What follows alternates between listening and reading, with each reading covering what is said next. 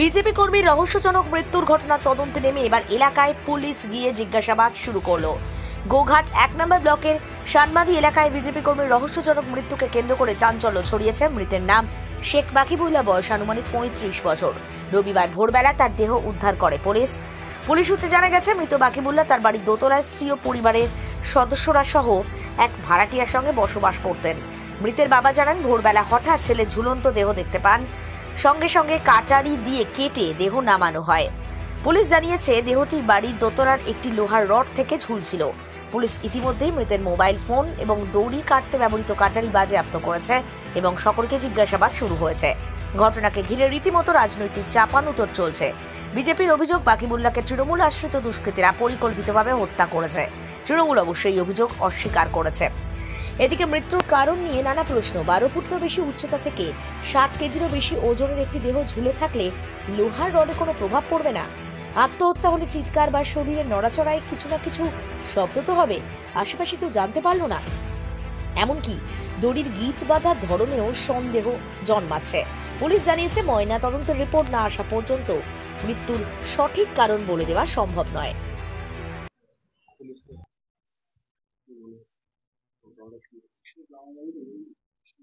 কি করে বুঝবো কি হতে পারে ঘটনা? জানি না ঘটনা, কি বুঝবো? পুলিশ তদন্ত করছে, কি করে কি হলো আর কি করবে।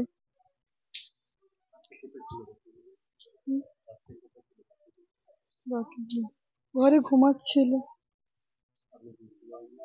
না, আমি একটু না বুঝতে পারিনি। দুজনেই শুয়েছে 11:30টার সময়, 12টা পর্যন্ত জেগেছিলাম, তারপর আমি বুঝতে পারিনি। কানে হেডফোন গুঁজাচ্ছিল।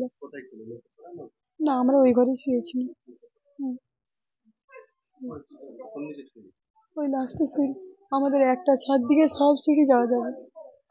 ওইখানে একটা সিঁড়ি আছে, ওই ছাদে উঠলেও ওর ছাদ যাওয়া যাবে, আর আমাদের ছাদে একটু লাফ দিয়ে ছেলেরা যেতে পারবে, সব ছাদে যেতে পারবে। আমাদের একটা সিঁড়ি। আমার খুন, ও নিজে কোনোদিন এই কাজ করতে পারে না। ও মানে এসব কেন করবে? আমাদের তো কোনো পারিবারিক ঝগড়া অশান্তি কিছুই নেই আমার সাথে, তাহলে ও কেন করবে? কেউ ওকে খুন করে দিয়েছে ওকে। পুলিশ তদন্ত করছে, কি আর জানতে চাইছে? পুলিশের দেখে আর কি মনে হচ্ছে? ওরা কিছু, আমি চাই, হ্যাঁ, বিচার চাই, যে আমার স্বামীকে এইরকম করে নৃশংসভাবে হত্যা করেছে, আমি তার বিচার চাই।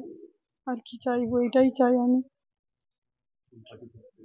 বিজেপি পার্টি করতে। হ্যাঁ, আসছিল কালকে, কথা বলে গেছে আমার সাথে। কেউ নেই, কেউ আসে। হ্যাঁ, বলছে তদন্ত করছি, দেখছি। আর কেউ কিছু বলে না তো। কালকে আসছিল মানুয়ারা বেগম।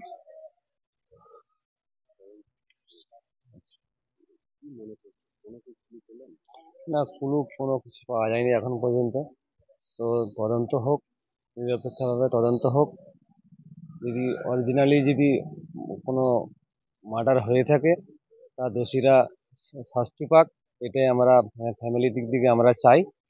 তো তদন্ত যদি নিরপেক্ষভাবে হোক, বা প্রশাসন অলরেডি সব সময়ের জন্য আছে, কালকেও ছিল, সারা রাত ছিল এখানে প্রশাসন, ওরা দেখভাল করছে, করুক। হ্যাঁ, পুলিশ এসেছে, তদন্ত করছে, যে এখানে যা ওরা রিপোর্ট করে দেখি, বা আমাদের যে হয়েছে, পোস্টমর্টম হয়েছে, তার রিপোর্ট পাওয়া যাক, পাওয়ার পর কি তদন্ত করে দেখি। হ্যাঁ, প্রশাসন মানে ওর নেতৃত্ব যারা পার্টি করতে, যে আধিকারিকরা ওরাও এসেছিল, আধিকারিকরা এসে কথা বলেছে। ওরাও কালকে রাত্রে এসেছিল, আবার এসে বলছে, না আমরা দেখভাল করছি, কোনো অসুবিধা নেই। তো রিপোর্ট আসুক, আসার পর দেখবো যে কি হয়েছে। হ্যাঁ, হ্যাঁ, হ্যাঁ। বিজেপির তরফ থেকে বলা হচ্ছে যে আমাদের কর্মী ছিল, তো ওকে অলরেডি মার্ডার করা হয়েছে। ওরা বলতে চাইছে যে মার্ডার করা হয়েছে, কিন্তু মার্ডার করা হয়েছে তার তো এখন পর্যন্ত কিছু প্রমাণ পাওয়া যায়নি যে মার্ডার করা হয়েছে। তো যতক্ষণ না ওর রিপোর্ট আসছে, ততক্ষণ পর্যন্ত বোঝা যাচ্ছে না। আর এমনি ভালোভাবে সবার সঙ্গে কথাবার্তা বলতো, বা ও যে পার্টি করতো, বা আদার্স এইখানে যে তৃণমূল কর্মীরা আছে, তাদের সঙ্গে সম্পর্ক ভালো ছিল, কোনোদিন ঝগড়াঝাটি, মারামারি, অশান্তিও কিছু হয়নি। তো কোনো দিনের জন্য যে বলেনি যে না আমাকে, আমার সঙ্গে প্রচুর কথা হতো, প্রতিদিন রাত্রি ফোন করবেই, সারাদিনে অন্তত 3-4 বার আমার সঙ্গে কথা হয়, ফোনেতে কথা হয়।